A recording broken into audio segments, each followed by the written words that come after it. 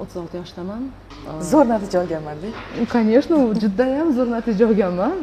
Uni aytmaslikka iloji yo'q, endi aytmasam nima bo'ladi. Xursandman, o'zimda xursandman haqiqatan ham. Rahmat aytaman har doim.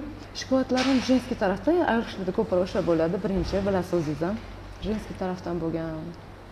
Keyin o'sha tug'ish muammosida keyin mana ko'krakdan ozgina nima deydi, hayajonlanaman. Bu narsani eslasam hozir baribir odam qo'rqinchli, lekin hozir xursandman albatta. Endi o'sha jenskiy tarafdan, ko'krakdan, mastopatiyadan, mastopatiya bo'lgan, и grija. Qator hammada ko'payib ketdi grija, o'sha ham bor.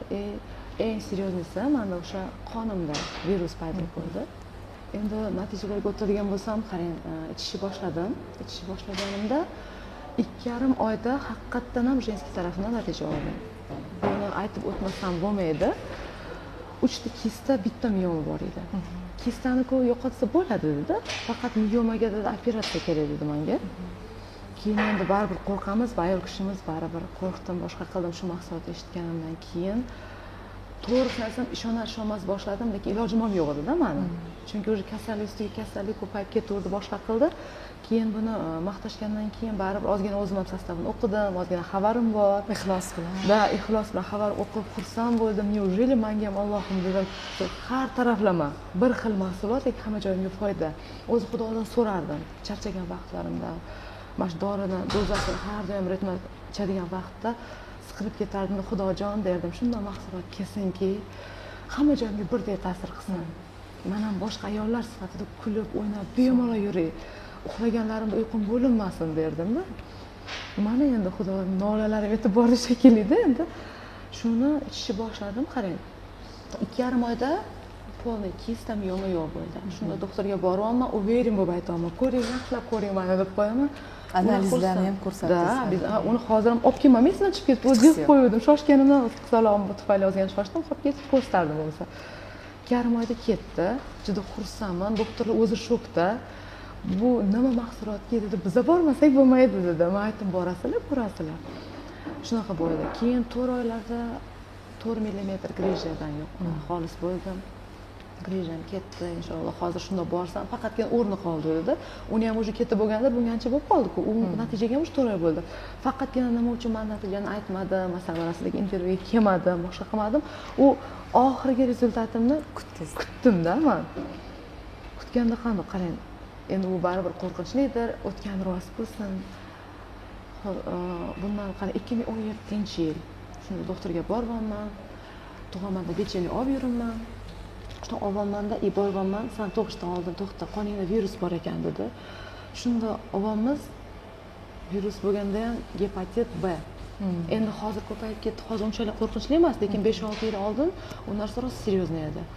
A, B, C shunaqa o'zi turlari bo'ladi. A bilan sizni davolash mumkin, afsuski sizniki davosi yo'q dedi.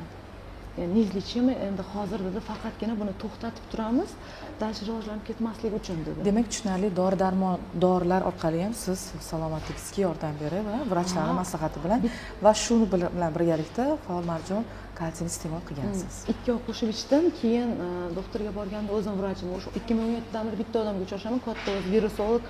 Ularning ham lecheniyasi menga foyda berdi-da. Ularning lecheniyasi bilan yurdim, keyin tabiiy yo'llar bilan davolamaslikka nima uchun deb o'zimga o'zim xulosa chiqardim. Pastdan dietada yuraman-ku.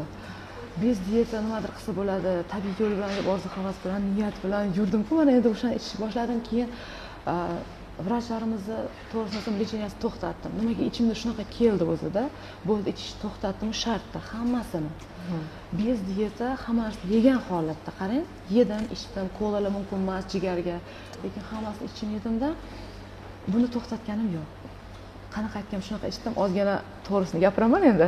Ko'proq ham dozani ko'tarib ham ichdim o'zim uchun. Demak, to'g'risini ayting, nechta korobka ichdingiz? Hozir bu 3-korobka mahsulot hozir ichaman. Ikkinchisini ichishni boshlaganimda bu yerga kelganman. 8 oyda, qarang, 8 oyda men o'sha gepatit B dan natija oldim.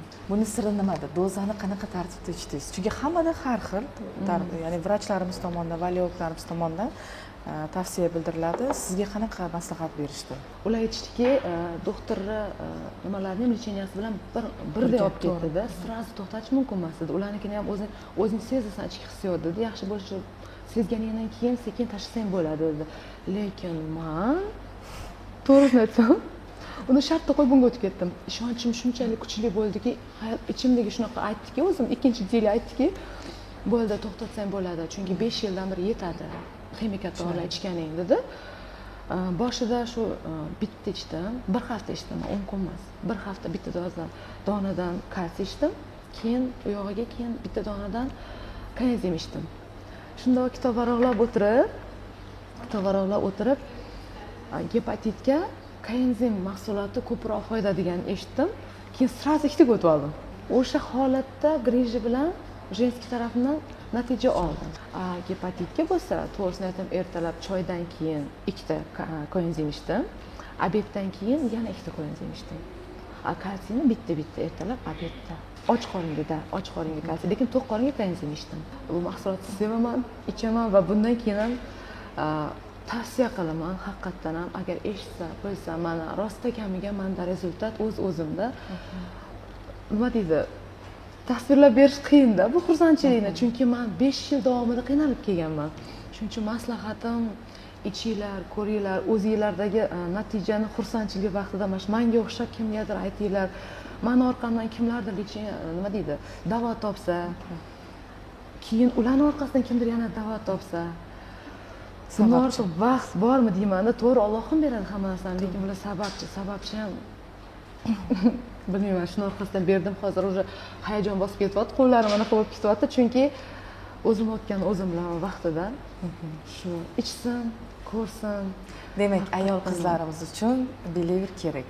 Обязательно kerak. Believerga rahmat. Kompaniyamizga yetaklovchisi Nikolaga rahmat, ustozlarga rahmat, sizlarga rahmat albatta. O'zingizga shukr. Sog' bo'ling, salomat bo'ling. Mana shu loyihadagi faoliyatingizda ulkan rivojlanishlar tilab qolaman. Rahmat, kattakon rahmat.